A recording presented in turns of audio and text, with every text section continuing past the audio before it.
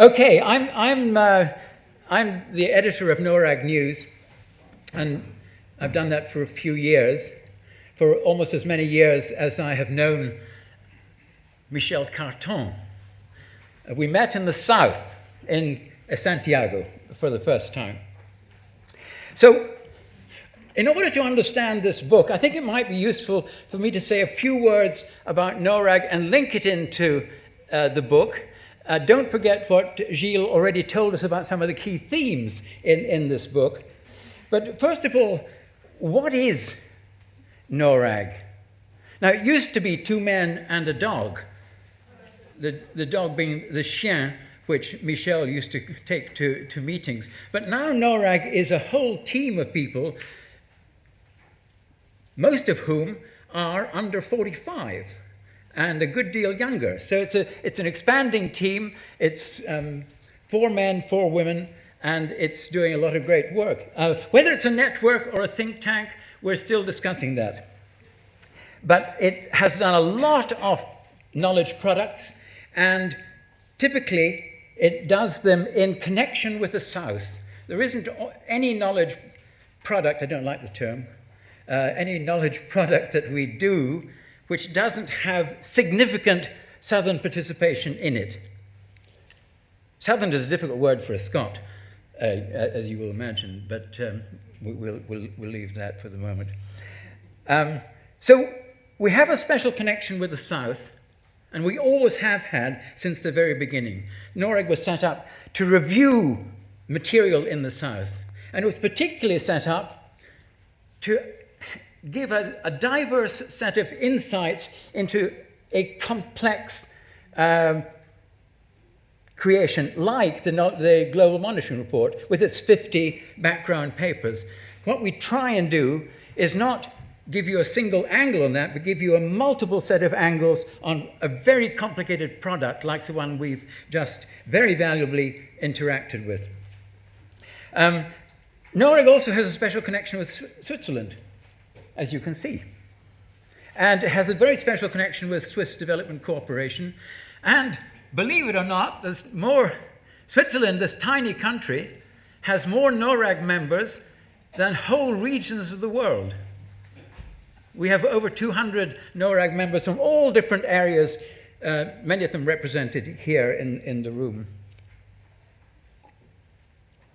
We've been connected with Swiss Development Corporation since 1991.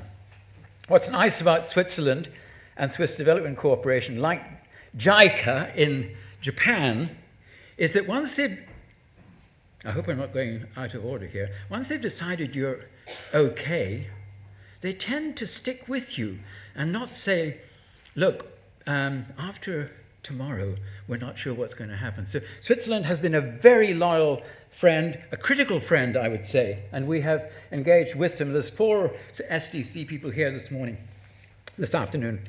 The fourth thing which is special about NORRAG is it's had a long-term connection with academia, with the Graduate Institute, both in its present form and going right back to its previous form, the Graduate Institute of Development Studies, right back again to 1991. And that's important because it's important for this book because that has allowed us, through Gilles Carbonnier, to be part of a very valuable series. It's only been 5 issues so far, I think, Gilles. But we're very honored to be part of a series which is internationally accessible. And as you can see up there, the number of copies that Mary brought to the meeting has significantly gone down, even though you weren't meant to take them. So there has been some dissemination going on in the last hour and a half. Now, what about the book? What's special about it? Why should you read it? Why should you download it? Why should you access some of the articles? I think what's interesting about it, building on what Gilles said, is it's not an education book only. It's a book that also gives you insight into development and into development studies and the history of those. So that's, I think, quite important the link between education and development. Nor is it a book that's just about schools and about education. It is very significantly about training, about skills development, and about lifelong learning. The very thing that Aaron was saying, the last element, adult literacy, community learning, that dimension is also, half the book is dedicated to skills development and training. We also look quite carefully at higher education. Three interesting articles on that. The fourth thing I'd say about the book is that it has a concern with history. It's not just about the present.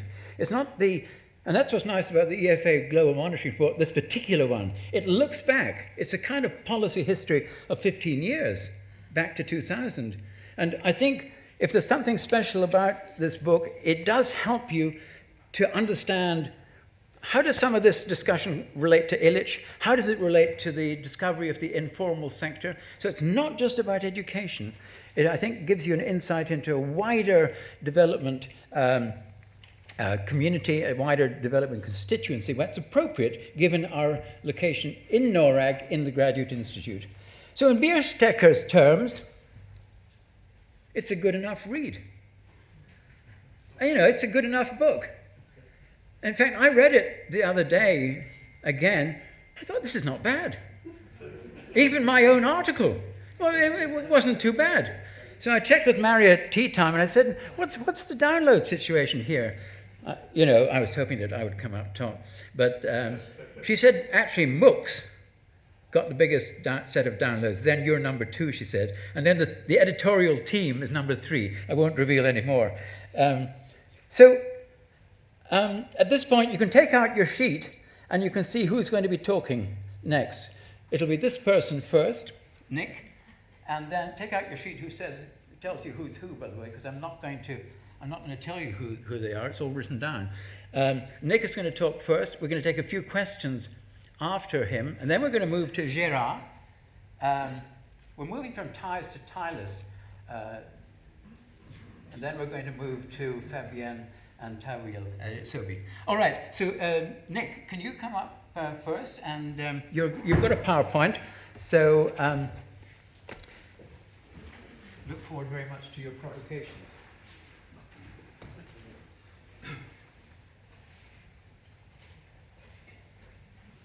Well, thank you very much. So as this is an afternoon in which we move from red to blue, but also in which despite it being for a session about 2 books, one of which I contributed to and one of which I used to have to manage, I thought I would actually say something about the international education community and what I think some of its failings have been, which need attention in the next period.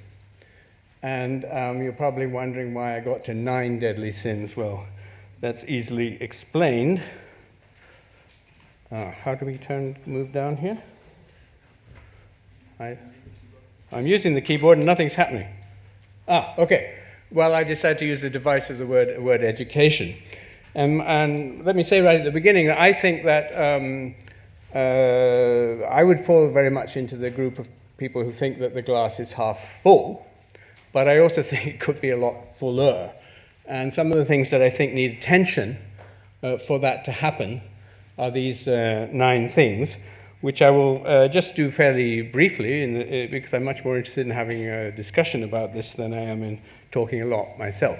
I might say that very much the chapter, a short chapter which I wrote in this book, is a kind of, not exactly a framing chapter, that was the author's job, the editor's job, but more a kind of contextual sort of chapter. And my idea here is to pick up on many of the points I made in that chapter and apply them also to the current situation, both as reported by Aaron and the GMR, and also as we go into at least the education part of the SDGs. So the first point I want to make is that the education community, in my view, despite what some books may have done, like this book, or even like, as Aaron referred to, the pamphlet they put out from the GMR team.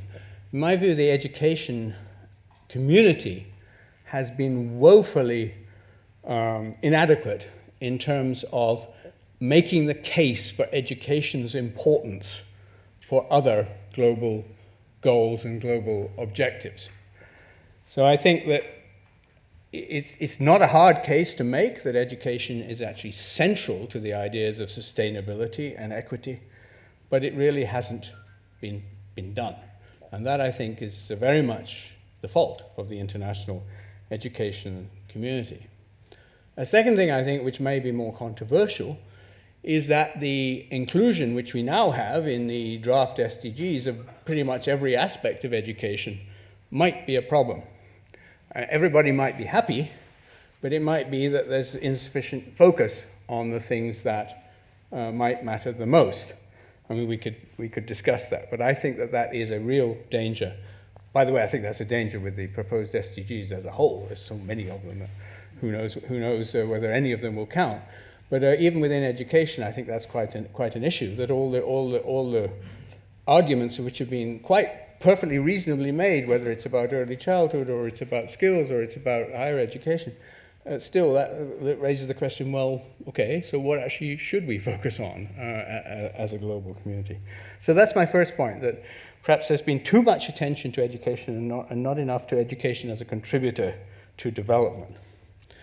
My second point is that I think there's been, and this may seem a bit strange coming on top of GMR with all its numbers, I think there's actually been much too much description and not enough measurement. Now, again, this may be controversial, but I just spent a bit of time at a university in Japan where I was absolutely astonished that you could get a graduate degree there by writing a dissertation which didn't even have to involve posing a research question.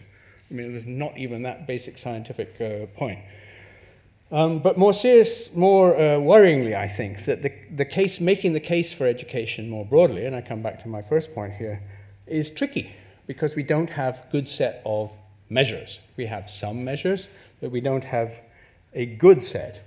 And despite the improvement in data, we don't have a lot of data that is routine for other sectors like health. We don't have proper funding data. Aaron presented what we have. We have almost nothing on what households pay. We have very little, really, overall in terms of funding data, and that's just one example. Now, there is a positive shift. There are evaluation studies emerging, but they are still quite few and far between, and they also produce some slightly contradictory results, so that's probably got to do with sample sizes and things like that. But there is, I think, still a kind of a lack of attention to measurement, which is not at all to say that everything should be measured, but I still think there's insufficient measurement. The third point I would like to make is that there's this, it probably stems from the whole thing, education for all, this sense that everything should be available to everybody. And that comes also from the Universal Declaration of Human Rights, of course, which I have no issue with, except that we can't afford everything for everybody. So actually, perhaps we need to think a bit about how the resources are allocated and not just go around saying everything should be free. And this especially, I think, at the secondary level, free for everyone. I mean, I think that this is not going to it's not going to be feasible, I suspect, to achieve universal secondary access, much less even completion, lower and upper secondary, if we insist on it being free. This point has already somewhat come up in the earlier discussion, the attention to children on the ignoring of adults. So already has come up today has been the point about adult literacy. But there's also the point, of course, about skills and lifelong learning. What has not come up, which I think is crucial omission, has been the way in which we have not involved, or we've not made the case properly, and we've not involved properly parents in education. So it's been very much, okay, you deliver your child to the school will take care of it. And we all know from our own experience that that's not particularly a good way. But in fact, this is very much what the pattern has been in many, maybe even in most developing countries. So I think that's something also that needs to change. There has been, quite rightly, and we heard it this morning, a lot of complaint about the decline in aid for education, and of course in the very small share of that total aid which goes to basic education. And I share that concern. But I think this discussion about aid has diverted us from a different problem, which is that there's insufficient global leadership around education. Who is in fact, where is the leadership in education today? It would be hard, I think, although I used to be there, to say it's at UNESCO. It would be hard to say it's at any of the other agencies which are involved in education. Where exactly is it? And also, how can it take more account of, how can the broader architecture take more account of the fact that there are a lot more players now on the international education scene?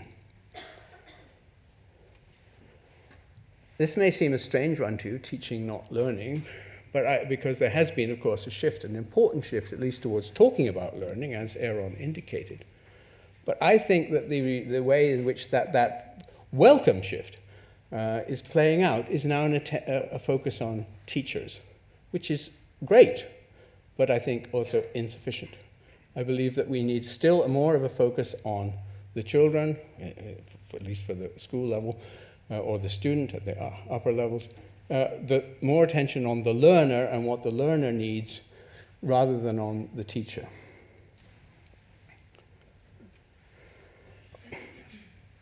There's been a lot of focus on inputs, though, by the way, interestingly, not on every input that one might expect. There's been almost nothing actually done effectively to get books into the hands of children. One of the scandals is that the average African child does not have even one book, much less the several that she or he should have. There is increasing attention to outputs. I think there's a confusion of terms here. Some people will call these outcomes in the sense of test scores, learning, and so on, learning in that sense.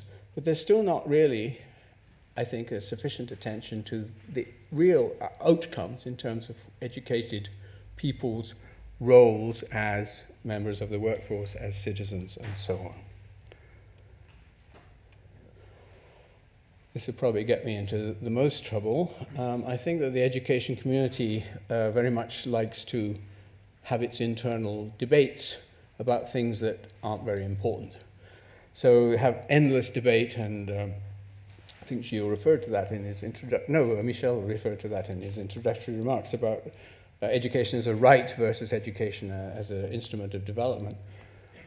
Yes, of course this is an interesting discussion, but actually surely the important point is it's both. And similarly with most of the other aspects of the debates within education, what should be public, what should be private? Well, probably we need to realistically have both. We need to look at that in different contexts and this sort of thing. So I think, and then a second set of things is a kind of litany, what I call it a litany of invocations, most of which are not backed by evidence either way. Don't teach the test. Actually, it's not so clear that's such a bad thing to do for very basic literacy. Or things like pay teachers more. What's the evidence that that actually improves things? Almost none. So I think that there are a lot of these things which just are out there and which are not sufficiently evidence-based. And finally, despite what NORRAG does, I think very much the discussion of education in the SDGs, at least, has been northern-dominated. It has included very much the voice of the civil society, great, but I still think that the South, be it governments or Southern civil society, has been really quite missing. It is quite striking how a couple of major countries, China and Indonesia, when you look at their their list of the SDGs in which they're interested, they don't even mention education. They don't even mention it. It's also quite striking, I think, that the low-income countries are basically absent from these discussions. So let me conclude just by saying again that I think actually the glass very much is half full, but I think it could be fuller, and I think that paying attention to these things could make quite a big difference. Thank you.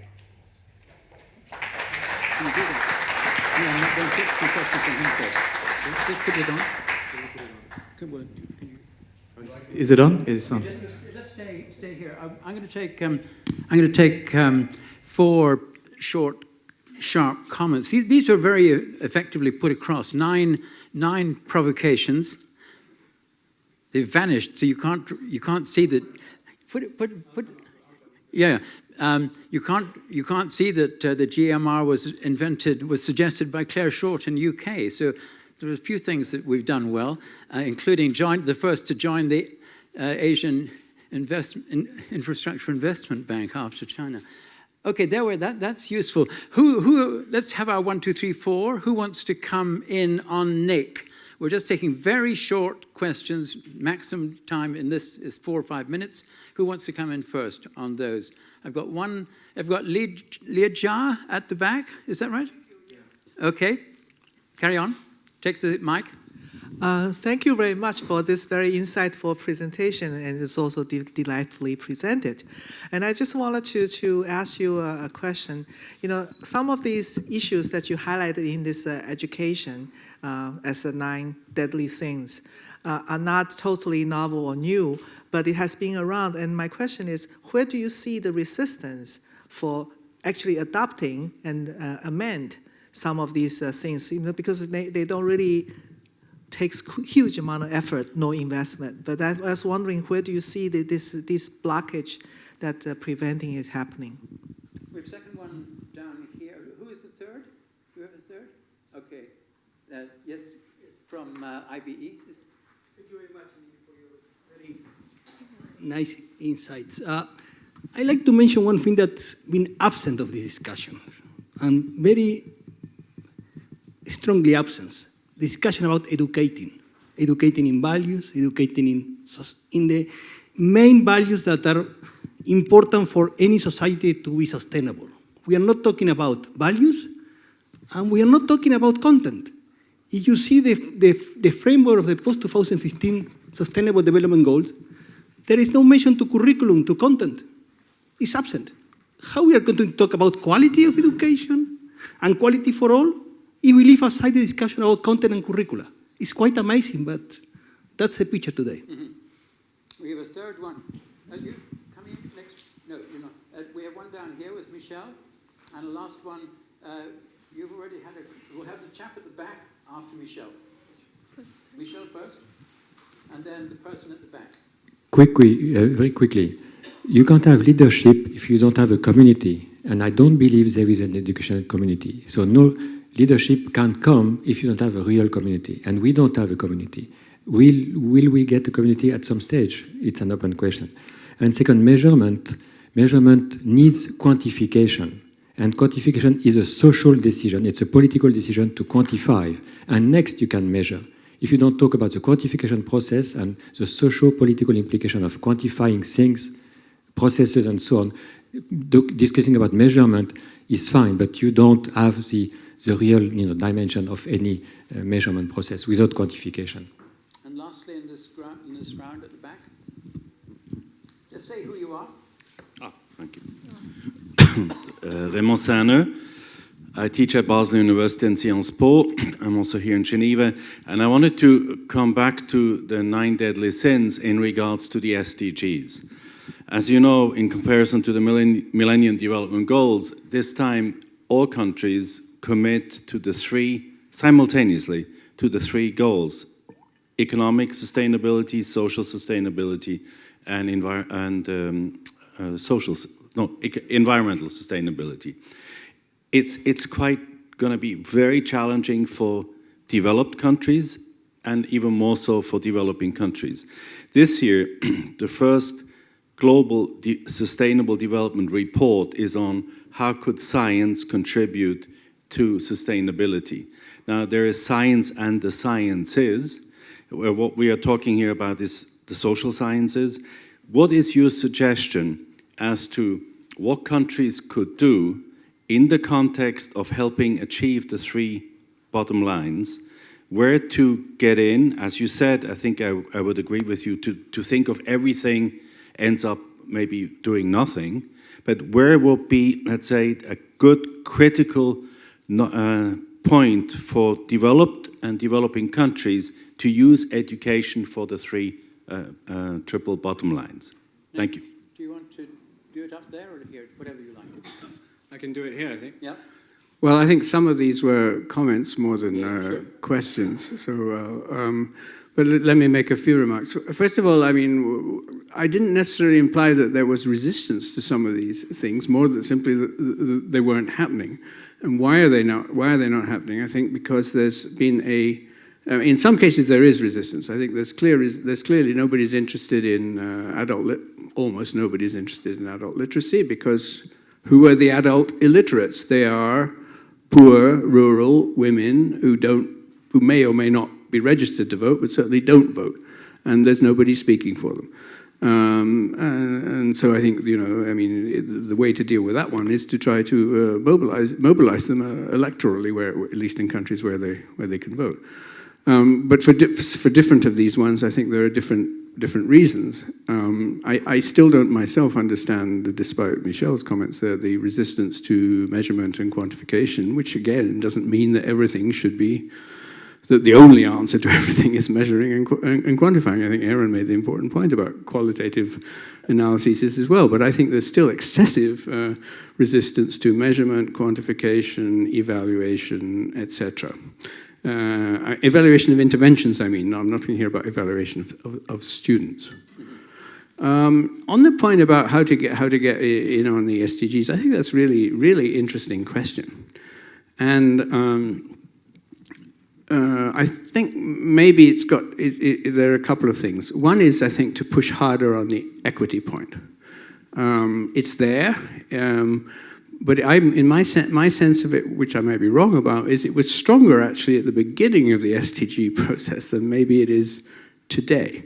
I might be wrong about that. I don't know what other people think. But I think that maybe that might be the way in, more on the education point. The one aspect. The second aspect is straight economic, social development in general. I mean, it is a strange thing that despite the relative lack of attention to education in the international goals, there's almost no country which is not worried about its education system and trying to do something to improve it, whatever level it's at, in order that it can compete internationally. And somehow we have to, I think, harness this interest of countries in their education systems to compete, with also trying to see what is their common interest around education, of which I think there's quite a lot. I mean, we could have a much longer discussion about this, but I think that's probably a way to go. Thank you. Thanks very much, Nick. And we're going to switch over now, and we're going to have Gérard from Lausanne check your sheet to find out that he's a contributor to the most popularly accessed. 1,700 people have looked at many of them are his students, of course, his very provocative report on MOOCs, and it's been widely, we look forward to seeing his PowerPoint here. Gérard, you've got 1,400, that's right. Thank you. You've got 50 minutes. Thank you again. First warning, I'm not a member of NORAG. I hope I'm a friend of NORAG, but and my talk will be very focused. Last year, when we submitted the paper to this very great book, we knew something. We are now 1 year wiser, or maybe at least 1 year older. So I peppered my presentation with a few facts from our activities since last year. And I would just warn you that I don't imply that my university, EPFL, is the one that does these things the best or is the only one to do them. It's just that's the facts that I had access to. But there are many other initiatives in terms of the digital revolution that hits universities and higher education and that might have an impact for global education. Why are MOOCs interesting? First, 101 course on MOOCs. They are massive, meaning that they are sent to everybody who wants to listen, no selection. They are open, meaning they are free, money-wise. Online, meaning we use all the technologies available to internet, from the cloud to the cables, to social media, to interaction, to videos. And they are courses given by universities. Why would we do such things? Because we have nice campuses. First, of course, it's reputation of our universities, so we can make our knowledge that we gathered through research and teaching accessible worldwide. We can boost our visibility, increase reputation, and each school has unique teaching points. For instance, University of Geneva was teaching an online course on Calvin. We teach on programming. The business model of this enterprise, it's free for students, but when we hit continuing or postgraduate professional education, like everywhere, there will be probably payments. MOOCs are too young, but there is a business model to make pay the professionals that take those classes, not the students. The second is important for our campuses. These online classes can enrich the teaching we do on-site, on campus. And two effects. First, you have very good textbooks, because textbooks are now books and videos and quizzes and questions and debates, all this together accessible. So it's a living textbook. And we can flip the classroom, meaning the boring stuff we have to do ex cathedra in big amphitheaters, we can now do offline, at home on video, and do the interesting stuff, exercises together, discuss stuff on campus with the teachers and the professors. This business model, as I said, this is free. This is our mission.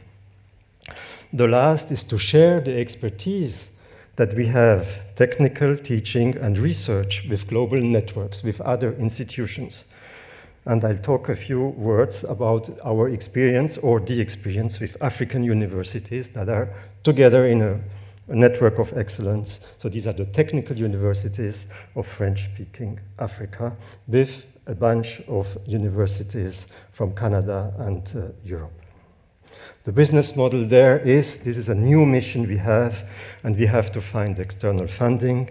And I think, like many other happy people in this room, we acknowledge that the Swiss Agency for Development and Cooperation has helped us significantly there, and also other foundations.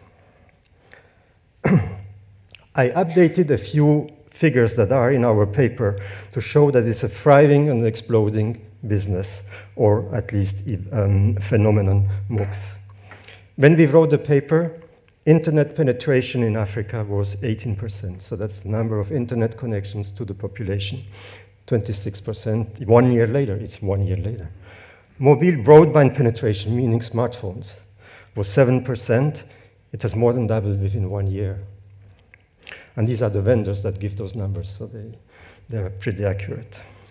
Students of MOOCs that use platforms, so you have to use technological platforms to access these courses. There were 7 million last year, 12 million this year for just one platform, and there are half a dozen of those platforms.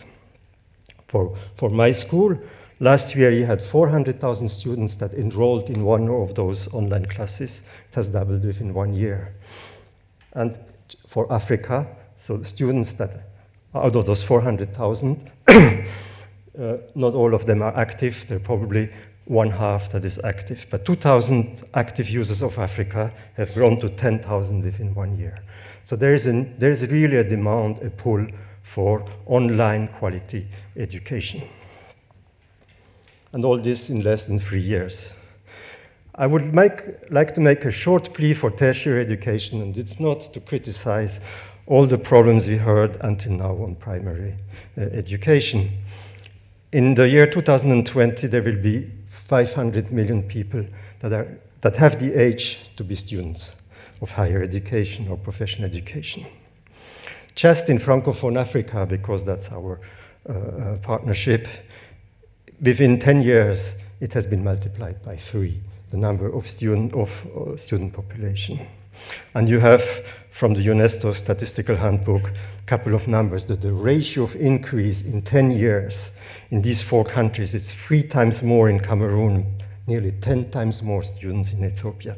It's a huge increase. In the same time in Switzerland, we have a couple of % more students.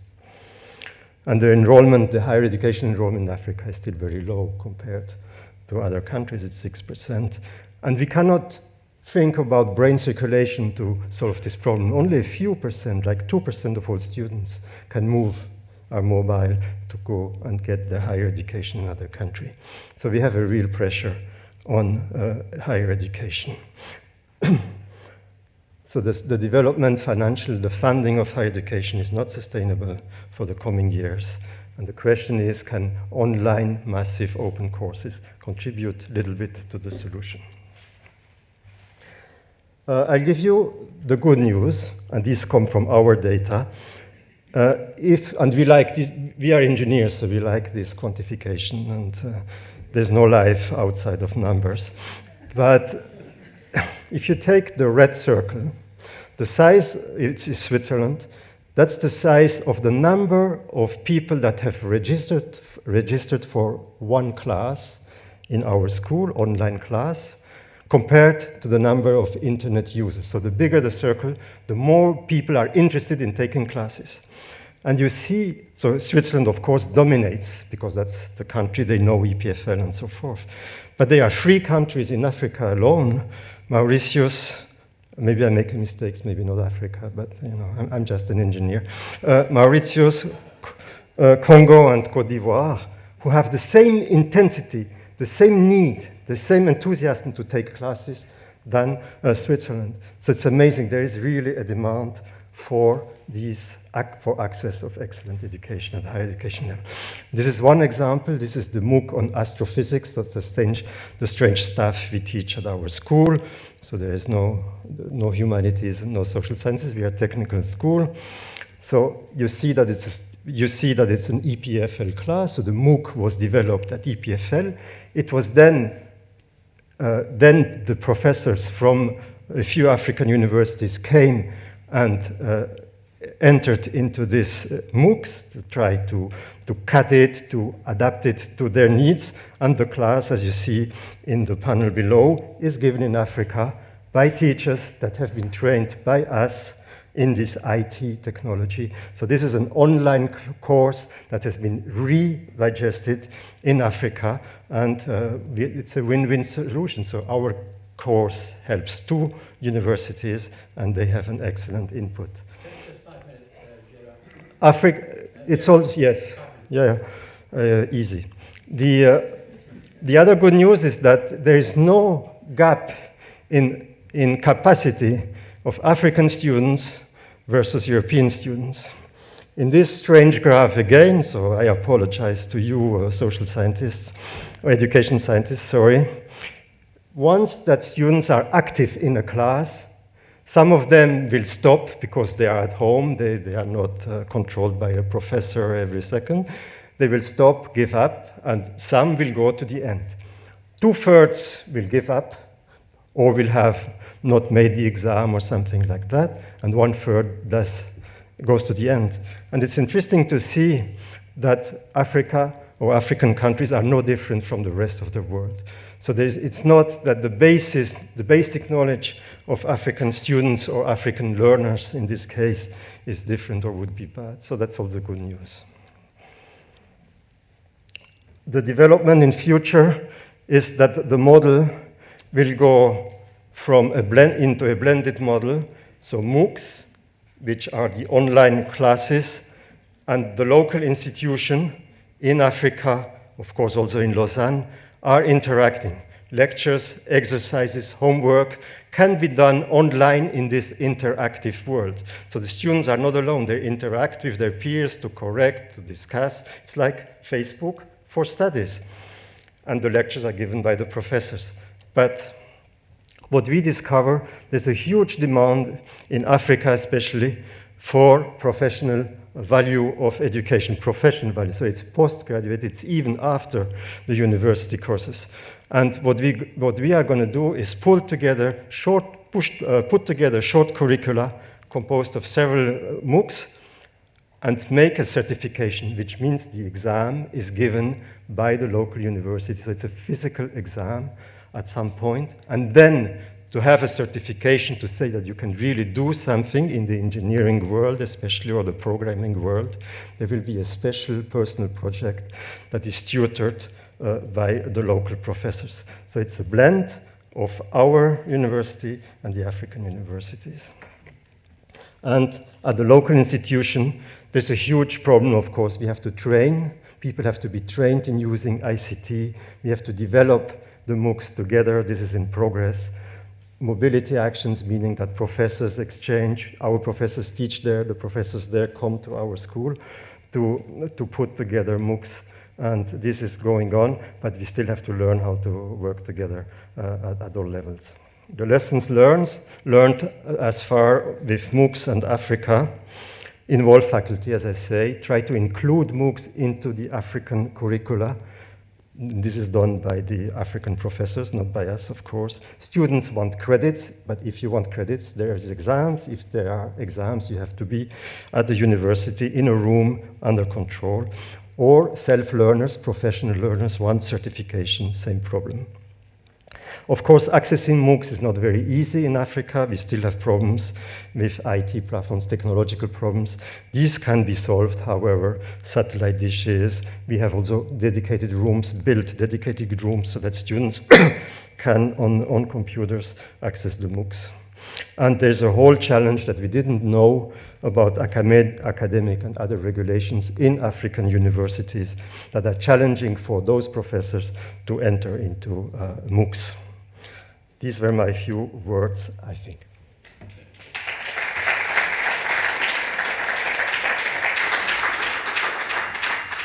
While you're deciding whether to put your hand up, can I just make the point that like the presentation by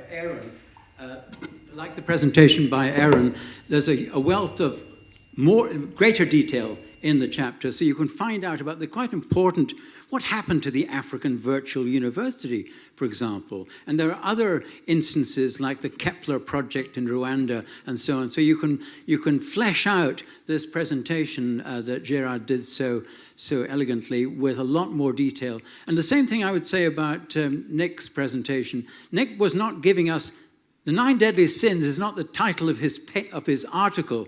He's drawn upon issues that provoked him in his reading of the articles. He was right there at the beginning when we looked at all the first drafts. So he's been in several iterations of this. And so his 9 Deadly Sins are partly the deadly sins committed by the rest of us. I think many people would like to get a copy of your 9 Deadly Sins, by the way, so we'll try and make that accessible. It'll be on the site.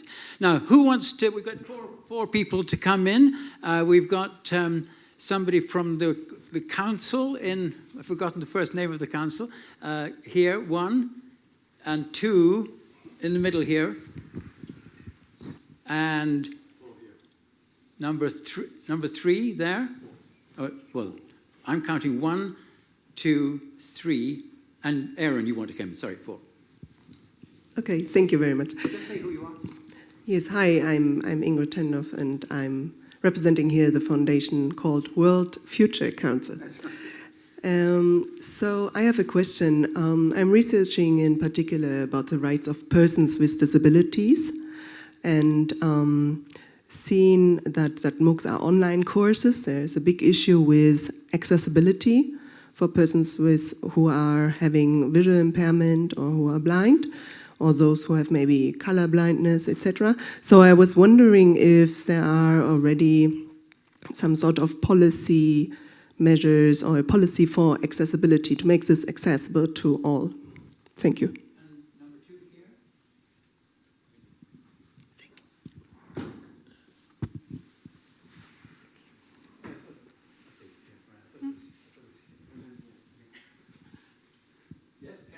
Hello, do I go next? Hello, my name is Clara Franco. Last year I was working with NORRAG and on this very topic of MOOCs. And well, I think in the research I carried out with NORRAG, one of the most critical aspects of MOOCs was precisely what you did mention, the issue of accessibility. Perhaps you and I have exactly the same questions or have found exactly the same answers. But I tended to find that the very barriers that kept people away from MOOCs were the same barriers that kept them all out of school altogether. you know, being from a very underprivileged sector of the society, no access to internet whatsoever, language barriers. So what can MOOCs provide in that sense? I mean, how could MOOCs make themselves more accessible? If higher education is at a 6% in Africa, the enrollment, we're still talking about a very, very exclusive, elite even issue. No, thanks.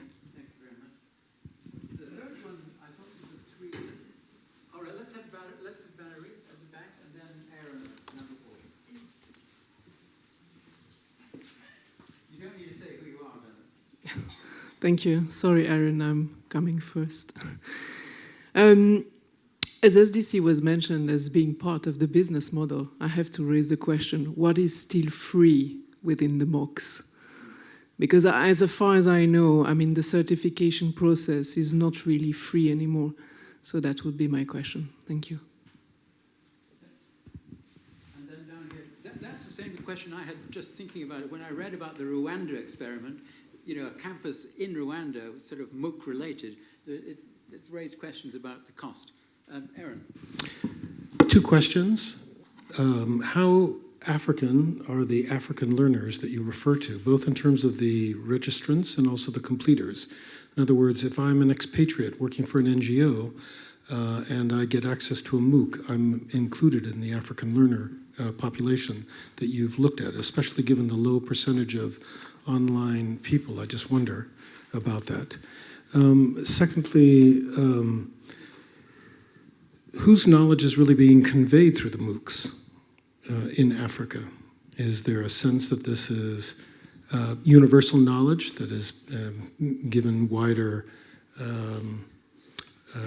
distribution, or is there an attempt to actually contextualize and make more visible indigenous sources of knowledge in Africa through the MOOCs? Thanks very much. Is it okay? Yeah. Okay. Accessibility of people with different needs. It's a huge research area. Google and Microsoft have huge research divisions on how to make the internet accessible to all kinds of people with handicaps. For the moment, we have not done anything else, but all the solutions are technological, need broadband with high passage and so forth, because then you rely on sound, on things like that, which uses also. But it's in progress, and I'm sure that in the next generation, they're very young, we will have, this need is really being researched, but it's a research project for the moment, not something that is implemented. Now, what I tried to say is there seems to be an important need for high-quality science and technological courses in Africa. Punkt. It's not that MOOCs can solve all the bad colonial history that happened in Africa, but we think, and we have indications, and I try to show you, that there is a real need or a real enthusiasm for good science classes, the ones we can offer. And it's true that some of them, most of these MOOCs are prepared by us, C++ programming, digital data processing, microcontroller construction, thermodynamics, astrophysics, but they are given to the African partner universities. Of course, they exist on internet and anybody can use them as such. And most of them have cut into them, have added to that, have modified them for their own curricula, which we let them do freely. So it's an interaction. But it's, of course, a restricted science thing. So we should not think that who takes MOOCs in Africa? It's about the same people. And by Africa, we indeed mean people that access computers from an African site. We don't check their color, their nationality or stuff, but so they could be expatriates, tourists, or whatever. But there are still a couple of thousands, so that's, but it's an address from Africa. Who takes those classes? It's about the same profile of the students elsewhere in the world. It's students that have already a bachelor or a master, and they want to go along on professional education. So there is a need in Africa, and I'm not an expert of Africa, there's a need in Africa for perfectionism, for continuing education in technical fields, because the economies of those countries change, and there is need for those skills, and you have to get those skills some way or the other. And MOOCs is one way, one good way probably for that niche. So we are not teaching the poor kids. Maybe there is one or two of them, but the 2/3 of our people have a bachelor education, master education. They have a job, or they want a job, and they want to get better in their skills. That's why we come to the question of business model. Since most of the students, even in Africa, are actually looking for professional education, then I think, and they want a certificate, they want to show their employer that they learned something. It's not only for just their own, or within a university to take a few classes as a MOOC, which they can, the students. But in that case, we think it's legitimate to say, since you want the certification, we will do this in Africa. So with the Association des Universités Francophones, they have all these sites where you can do the certification, the exams. There will be personal work. There will be personal interaction with professors from here and there. This has a cost. It will be a small cost. The initial, and it was interesting, we thought, okay, so there is a cost, but it has not yet started. So it will be mostly for people whose employer says, I want you to take this formation. And then it's okay if the employer says, okay, I pay for it, as they would here. And we know that there are many people ready for that. The money will be reused for the other students. I mean, we don't make money out of Africa, that is clear. Good. Now, what I think we'll do, thanks very much, Gérard. Okay. So there is a little bit still free. We'll come back to that, but can we ask the rest of the panel to come up here, because we're now going to, why don't you just stay, Gérard, because the organizers would like us to appear to be in a round table, so I'm prepared to try and do that. Sobhi, come up here as well, and we're going to hear Fabienne Lagier next. Do you want to do it from up there, or do you want to sit here while you're doing it? Maybe it's more convenient. Upstairs, okay. So Fabienne, apart from what is said in the piece in front of you,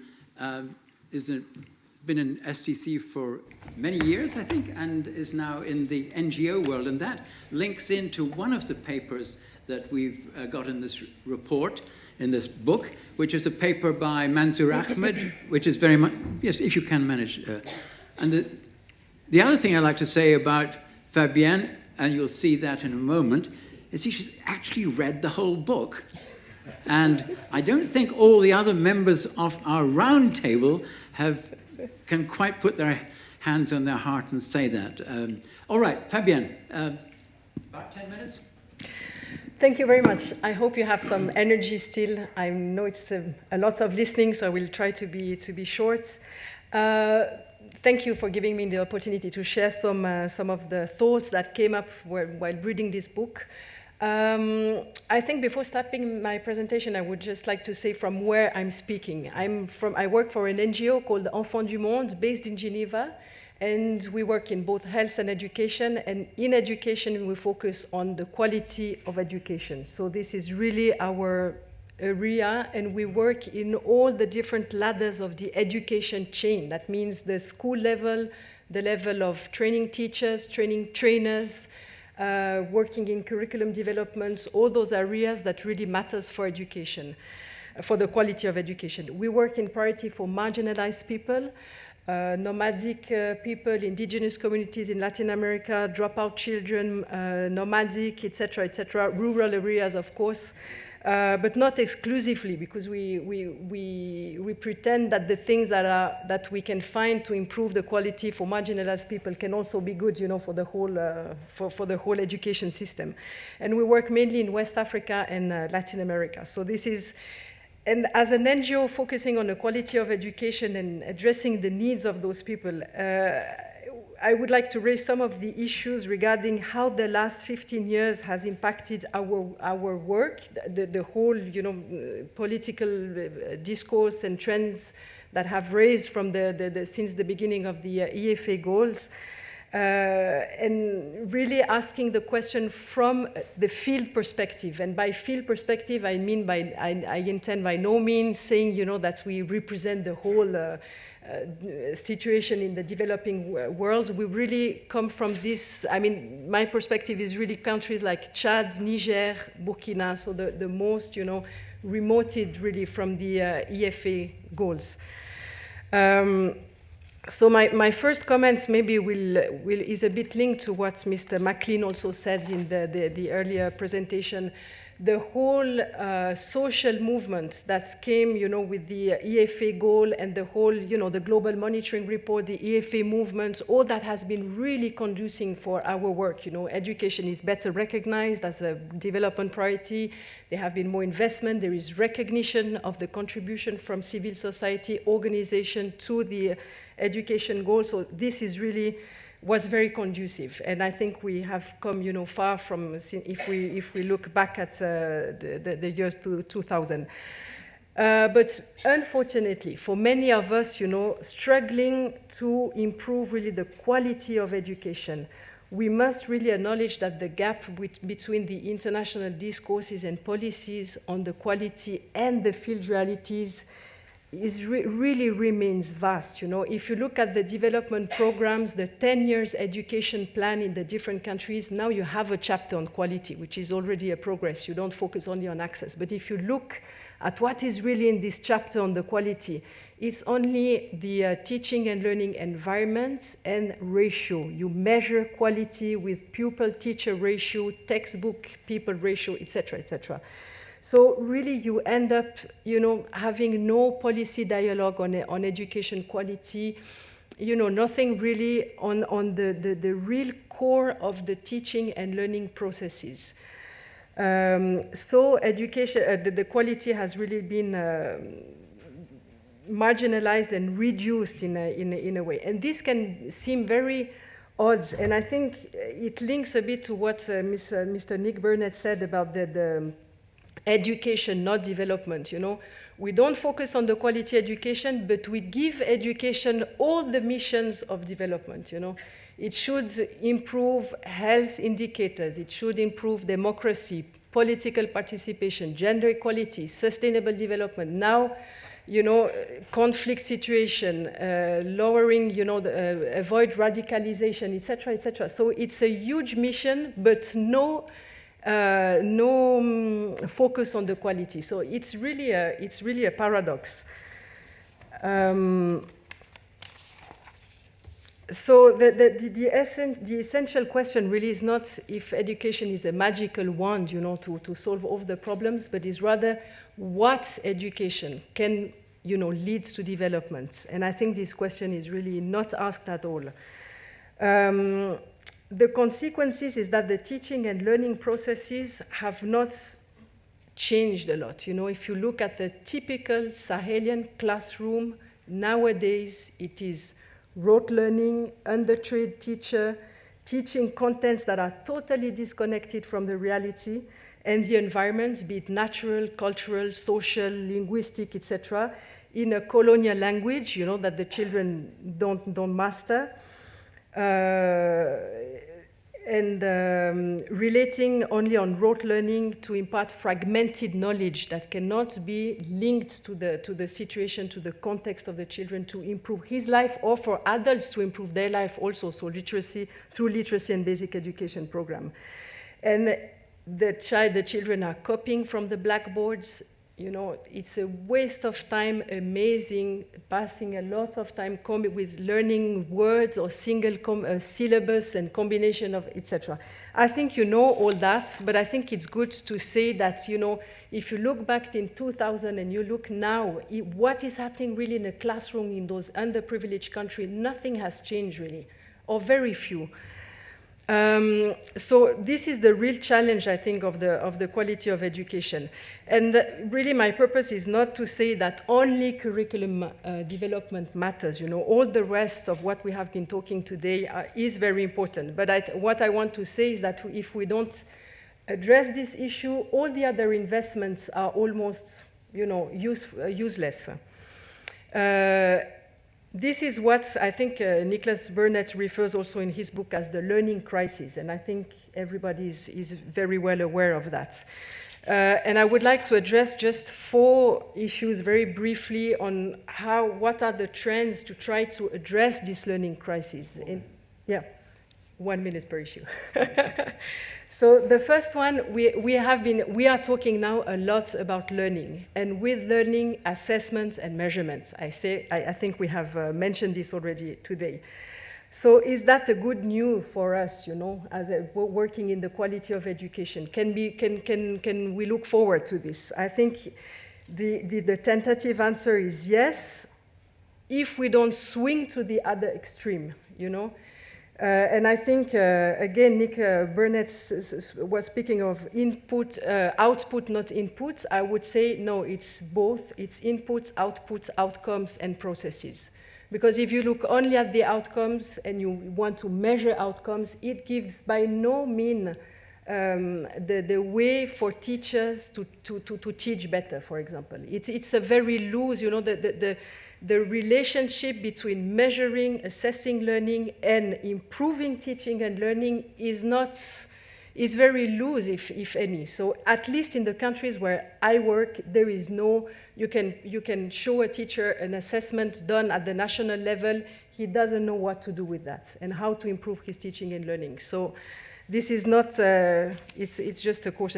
And by that, I don't want to say that the PASEC studies of Confemen or those kind of exercises have not brought anything. They have done so, but don't swing to the other extreme.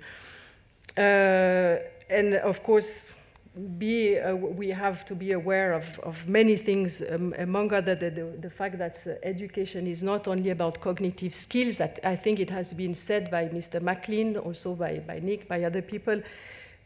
Values, knowledge, what do we want to teach, what is education about, and if you cannot measure it, is it still going to have an importance? So the second thing I want to address is the curriculum reform, and I think the same kind of comments can be made about curriculum reform. In West Africa, at least, you have the APC, approche par compétence, focusing very much on the end competencies that you should reach, but not enough on the how you will be able to organize the teaching and learning process to reach that. And again, we end up, you know, we should be very happy to see that we shift away from content-driven curriculum to putting knowledge into context and use knowledge.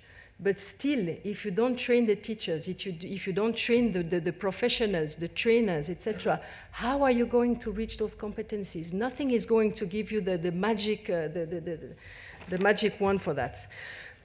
And maybe this leads me to my last comments, because I think it's coming to 10 minutes.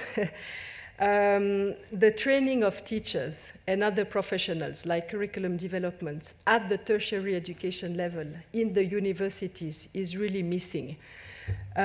Maybe there are questions about if you should invest in teachers. For me, it's maybe there are no evidence, but it's not because we lack evidence that it's not true. I mean, if you look at we are just analyzing now in the framework of a program which we are mandated for by SDC in Chad. We analyze videotapes that we recorded in teacher training colleges, how trainers teach the teachers. It's just amazing. It's you know, they say they do APC, approche par compétence. It's only the wordings, you know, the big label that have changed, but the classroom is exactly the same, you know. Only frontal teaching, so we have to focus not only on teaching, not only on learning versus teaching, but on both. What is the relationship between teaching and learning? How to improve? And I think this really requires long-term investments and strengthening the capacities. And it's maybe very NGO as a vocabulary, but we have to empower the people thinking about education in their country to make their own choices, because otherwise it's only the ideas that come from abroad, assessments at the national levels, indicators, APC or whatever other approach, but they are not able to cope with this and to just question those ideas that come from abroad and to contextualize them, to analyze them, etc., and to move forward and to really improve the teaching and learning and make education be more qualitative. So those are my comments. Thank you. Fabienne.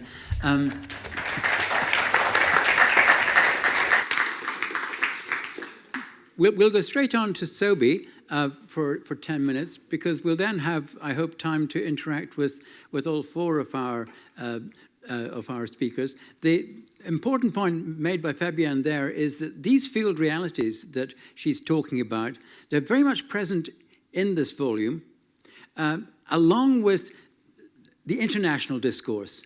So that we've tried in this volume to look critically at the international discourse, as well as give you the insights into what's actually happening in Bolivia, in South African vocational training, in Bangladesh, or wherever. But so thanks very much, Fabienne, and we move to you, Sobhi. Thanks.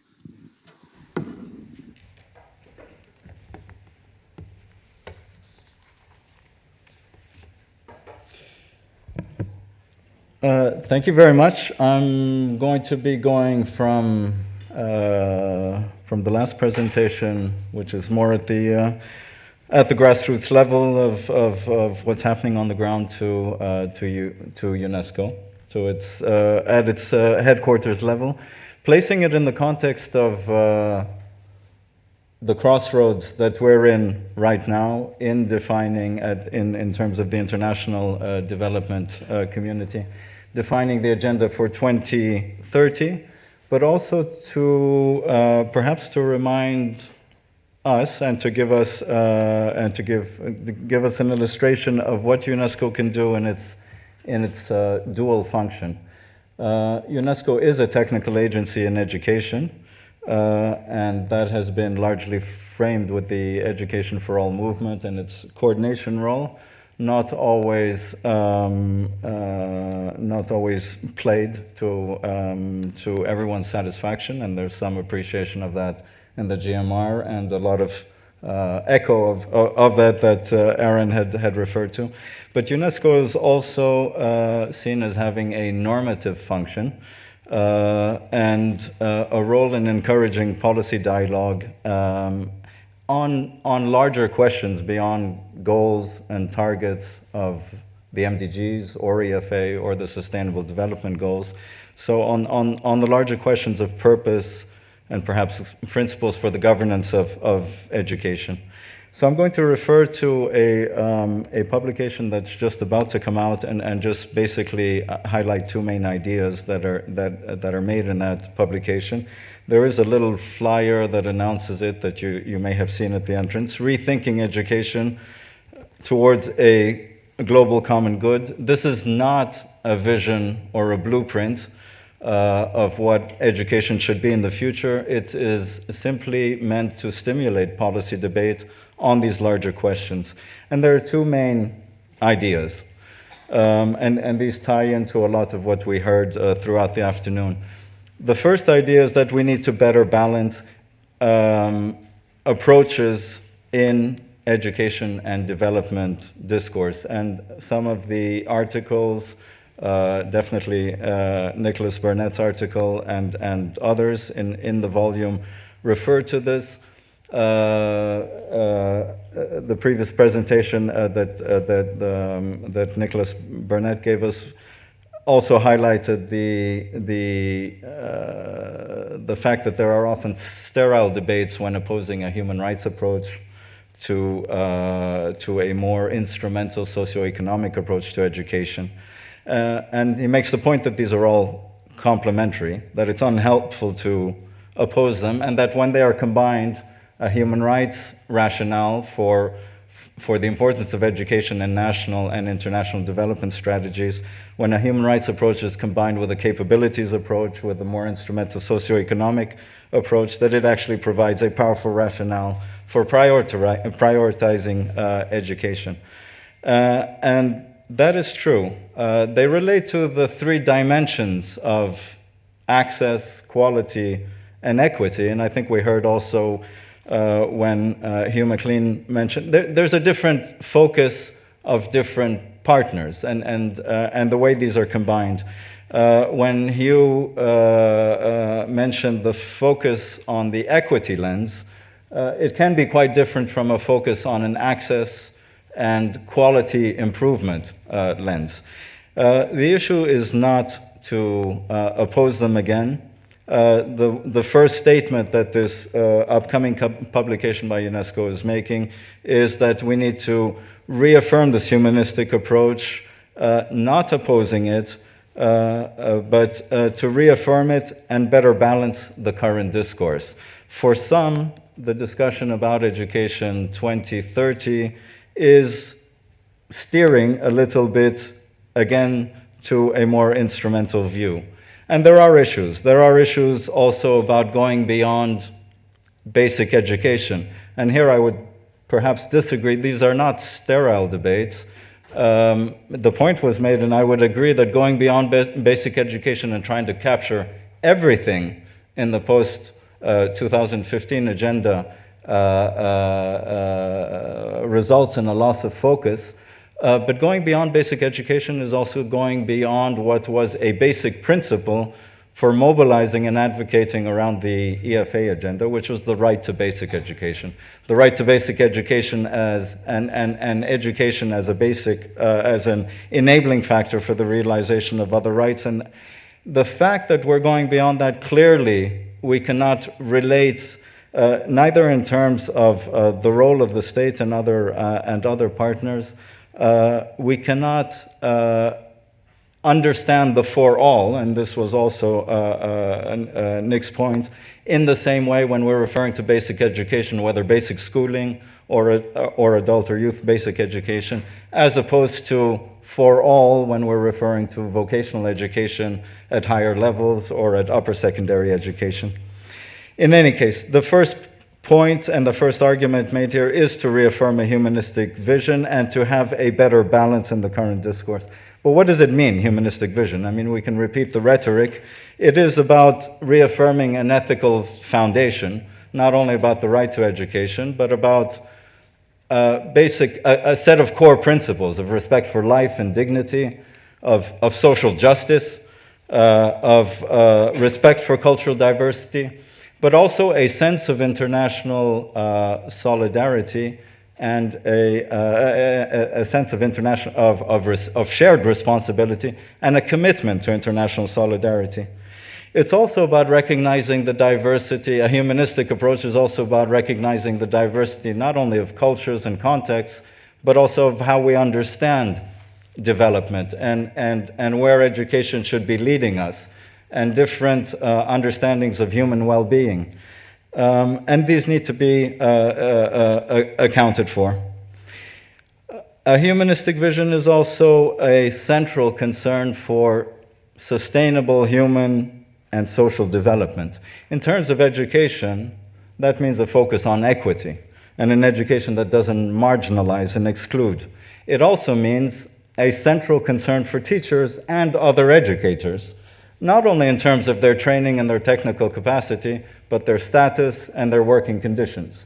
And considering education to be, teachers and educators to be one of the foundational professions as we go forward.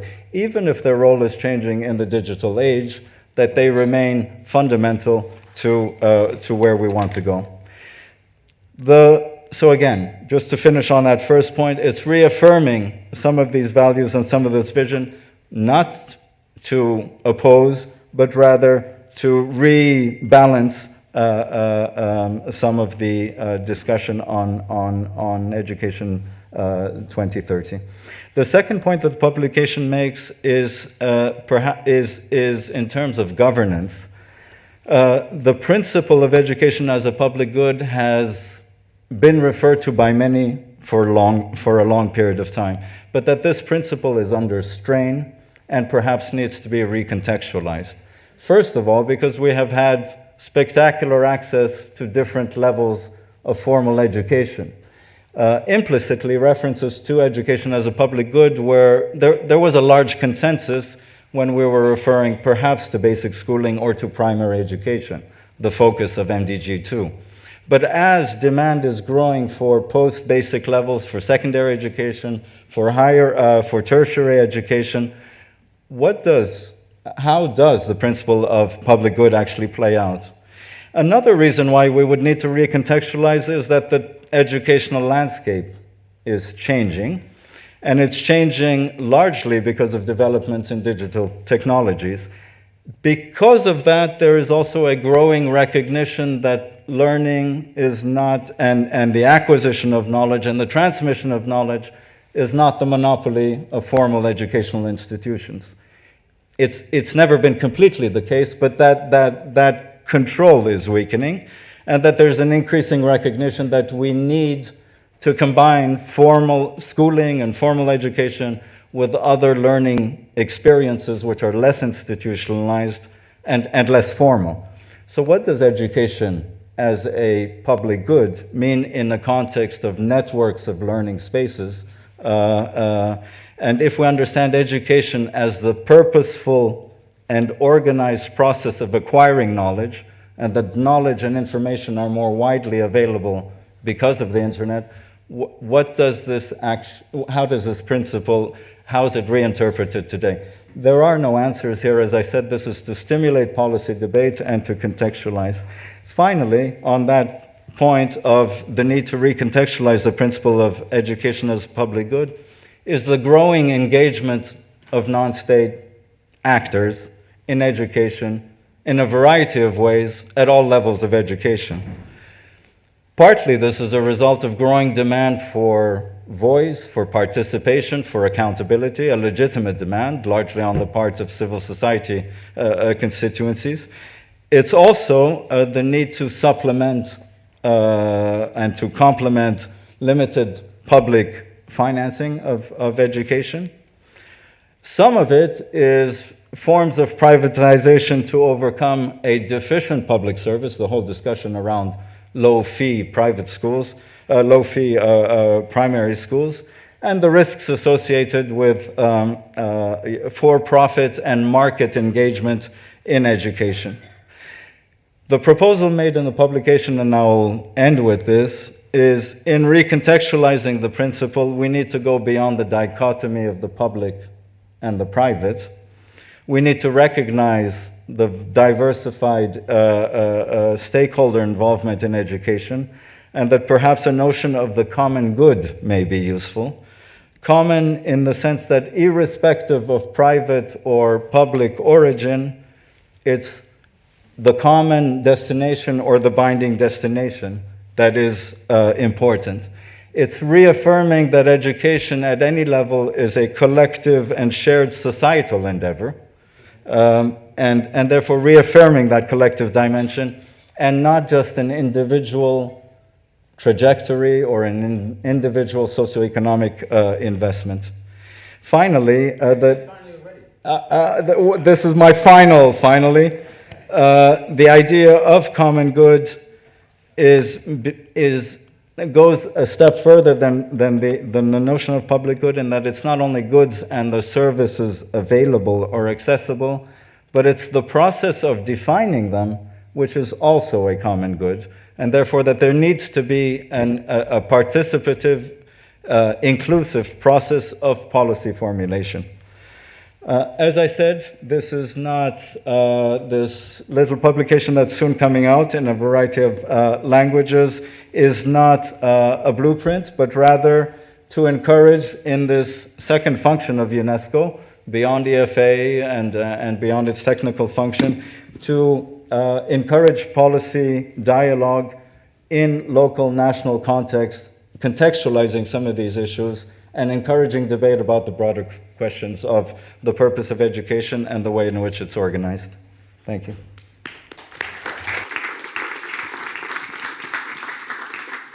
I think both those speakers managed to relate their own world, the deep realities, the deep rural realities of West Africa on the one hand, and I'm not quite sure what kind of deep rural you can find inside UNESCO, but it is a pretty strange universe there as well. But I think your capacity to link up your insights to the wider context of what we've tried to deal with in the book has been well done. Now we've got more than a quarter of an hour before the end. If some people still want to, because we only took 4 questions for each of the 2 main speakers, and I'm not sure that Valerie got a sharp enough answer to her question about what is still free in the MOOC. So I'm going to start by just getting that answered from Gérard. But who else would like to come in, 4 or 5 other people, and then we can interact amongst ourselves as well as who else would like? Well, you've already had a shot, sir. Anyone? And if there's nobody else, we'll certainly come back to you because you had a very good question. Yes, number 1 here. Who else? 2 here. Thank you for clicking. Teacher has heard you.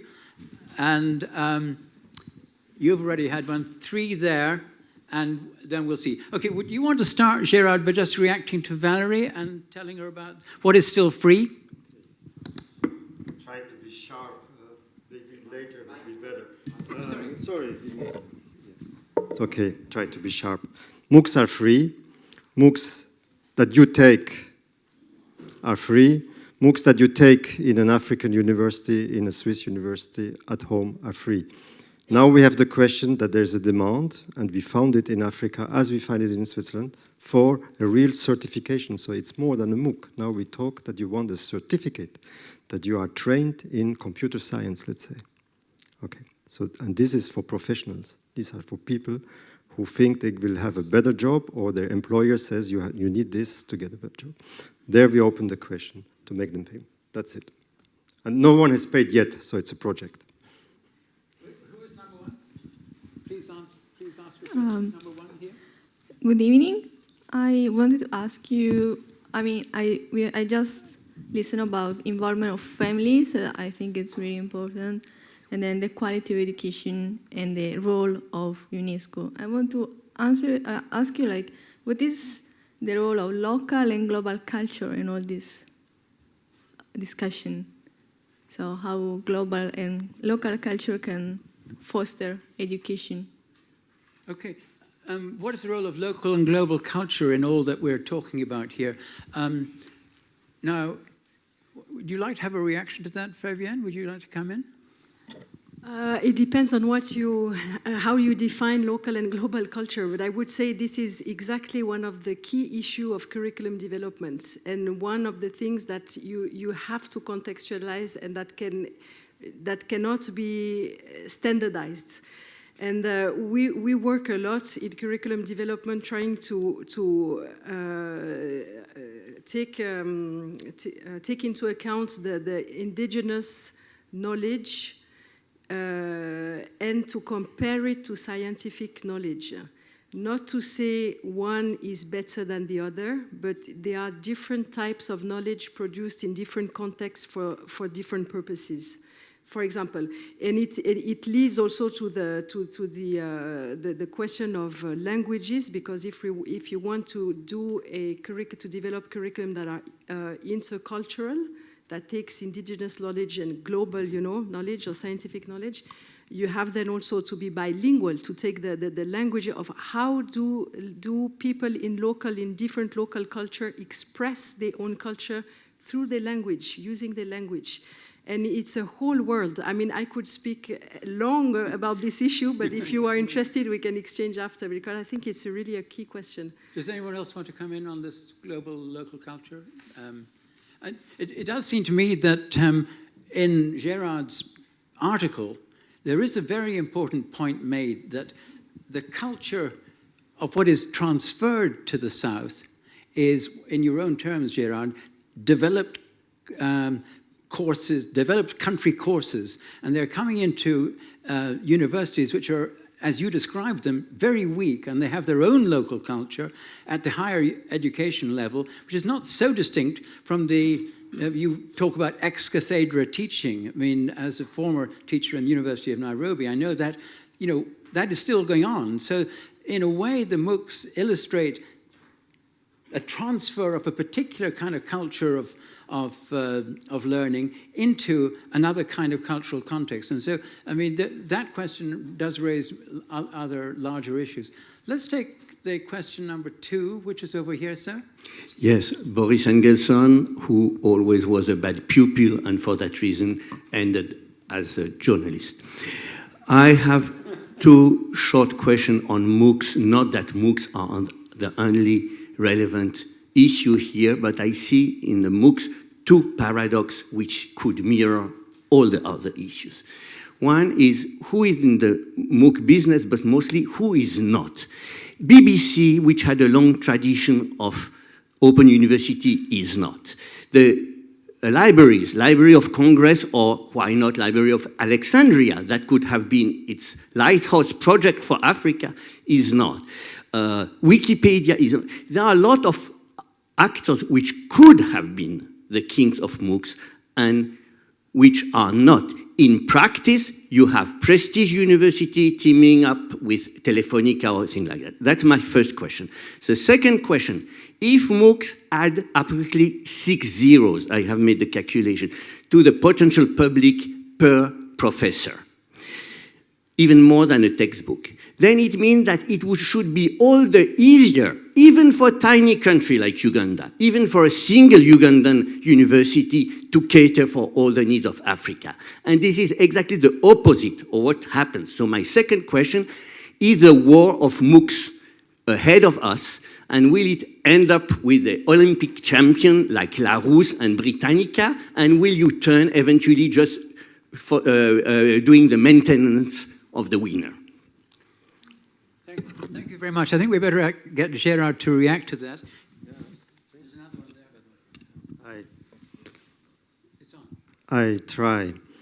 So it's a very changing world, and I'm not even sure if we have MOOCs in 5 or 10 years. I mean, it's one of the phenomena of the digital revolution, and the specific thing was it was done by universities, which does not mean that other private or public I mean, there are many, many other initiatives in the digital world. But this was new. And it's true that I can have the poetry class of Princeton on Shakespeare if I want to take time, and it's the best in the world to what I see. So that's attractive. How many, today it's still growing, so every week, or every day I would say, is a new university bringing up one of her MOOCs. This morning, the news was one Australian university has set up a world MOOC on climate change with, I think, 100 professors from all points of the world. And they will start it in a few weeks. So the momentum is still going on. It's not that Wikipedia. So there is also India, China, Saudi Arabia, and I think South Africa, but I have no direct contact, that are setting up their platforms and trying to organize, and they will do it, and they will succeed, their own classes. That is true. I mean, it's still going to grow, so with some advances. Now in the technical world, what we try to do, which is new, it's we co-develop MOOCs, but of course they are technical subjects.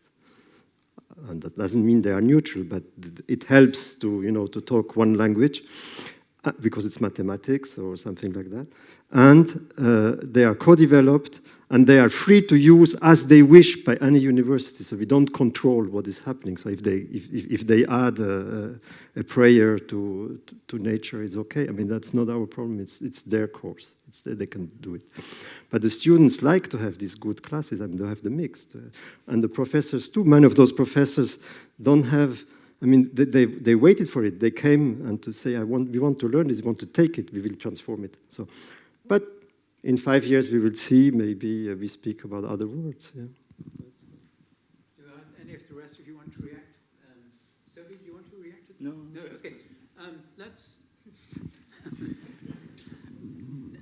Did we have a number 3?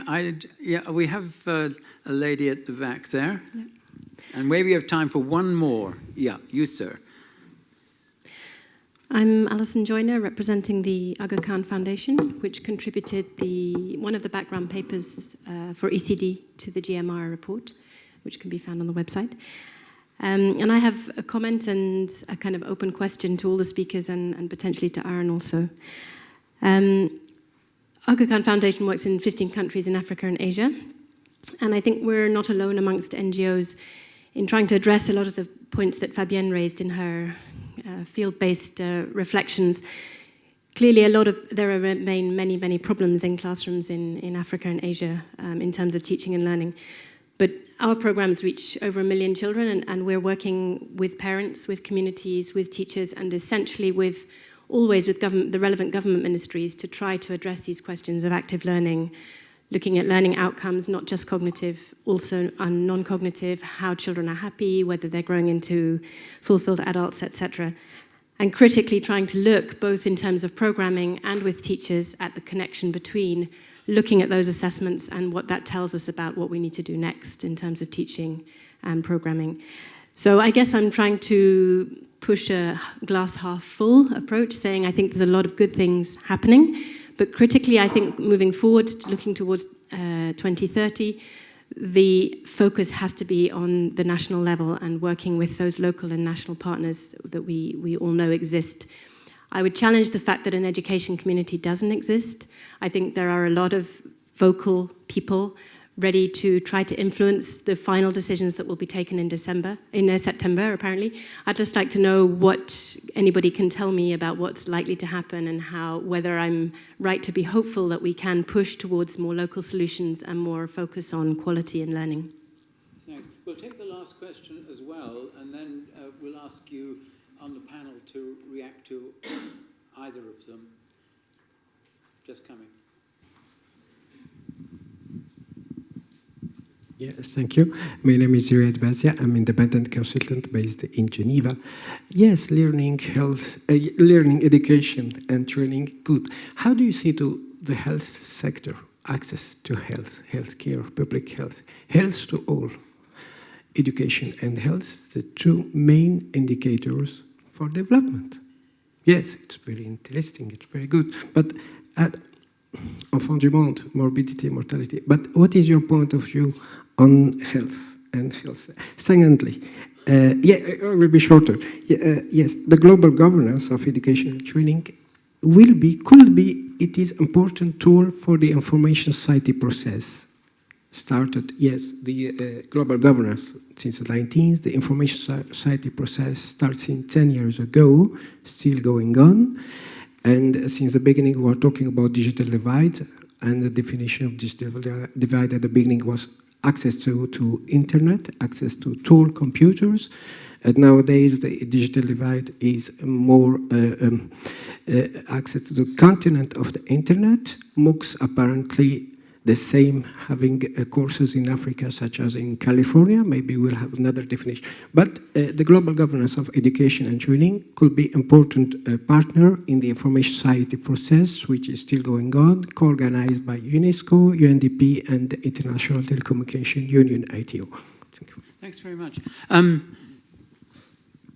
You don't all need to react to the first question, but why don't we start with you, Fabienne? Try that one to see if it's worked.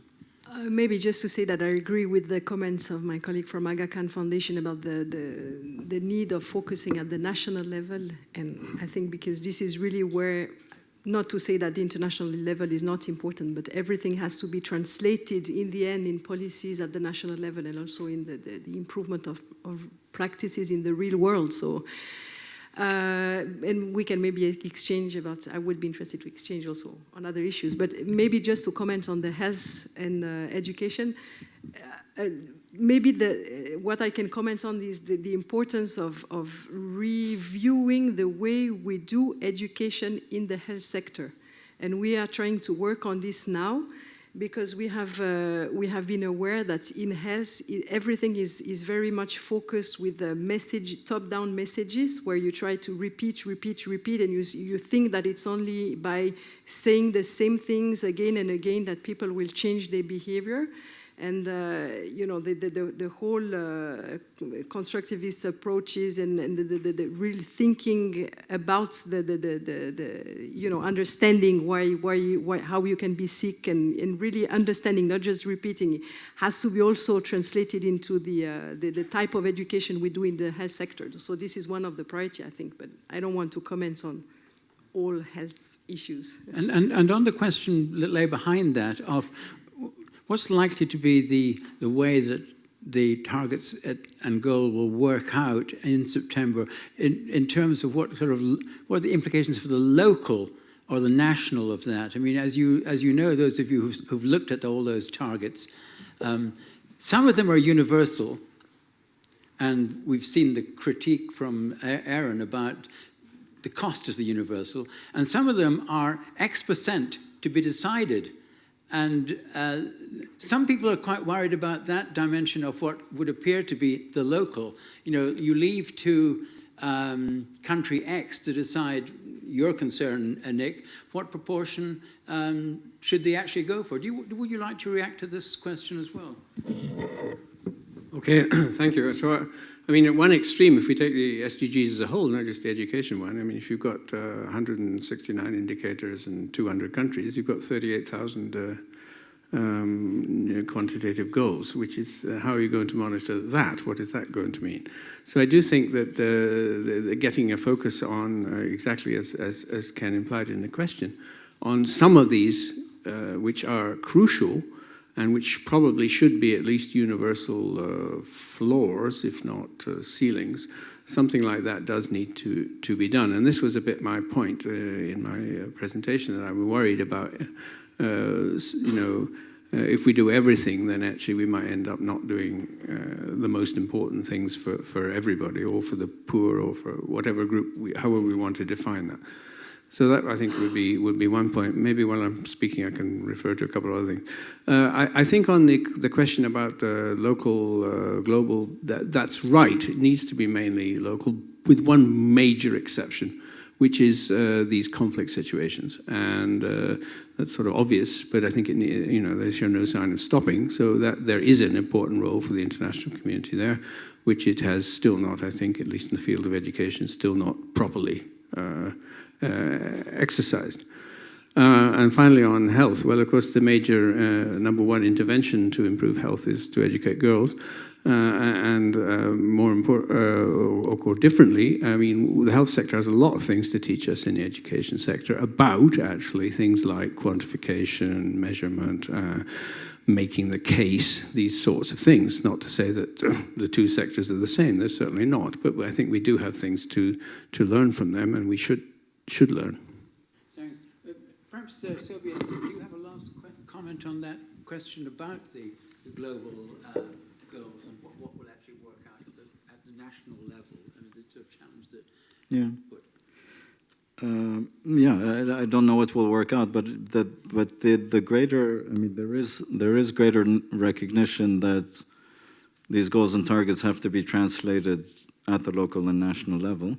So there's an inherent tension about what fundamentally is the role of a global agenda 2030. I mean, countries do have their national policies and strategies. If we're talking about greater concern for equity and quality, quality is not only effective learning or acquisition of foundational skills, it's also relevance. Relevance not only to the labor market, but relevance to local context. And this is very subjective. the whole process of defining and of what that may mean depends very much on the nature of the policy-making process in each context.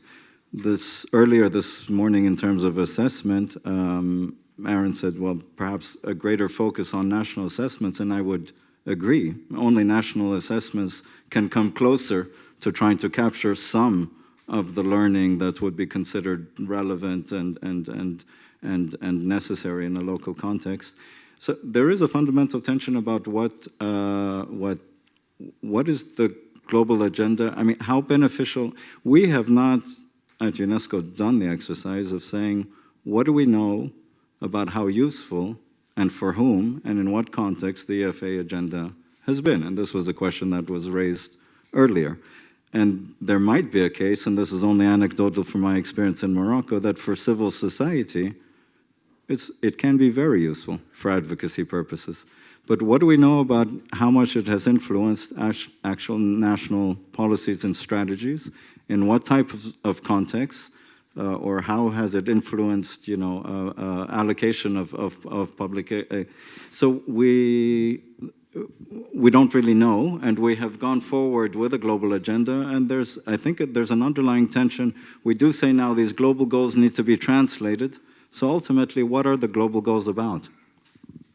I think it's a very good way to bring this to an end, because it echoes what Nick was saying earlier, that that the MDGs and indeed the GMR in all its glory, and it's a tremendous asset to people like us.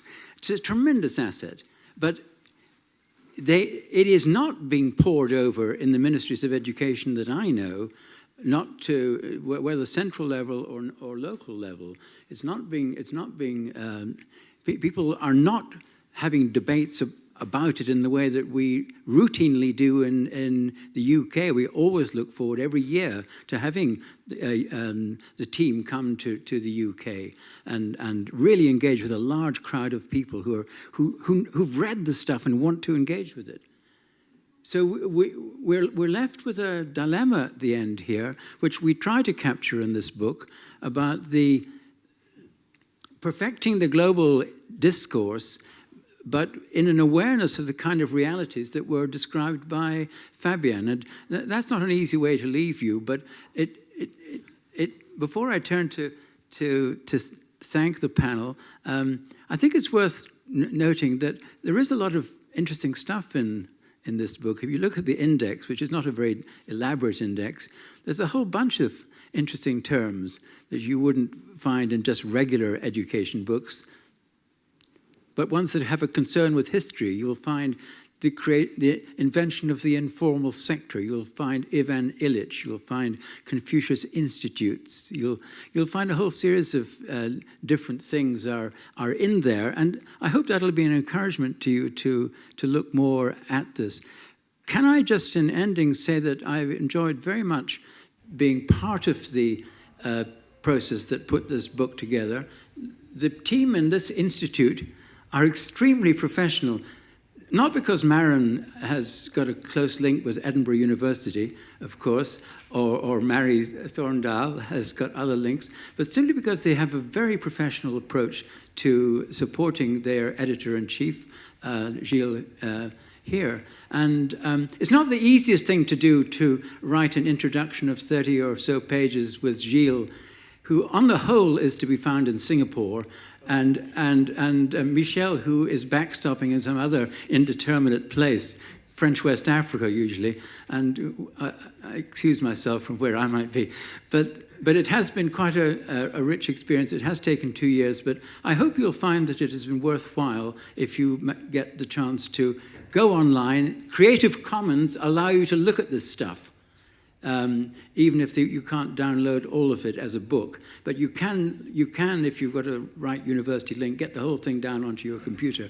So I hope you'll do that. And I don't know, Gilles, if you would like to say a last word, or whether we bring the show to an end right now. And don't forget, unless you've got to really run for it, there is a cocktail. And I guess it's in the same place that we had our tea. Thank you very much. And would you thank the panel?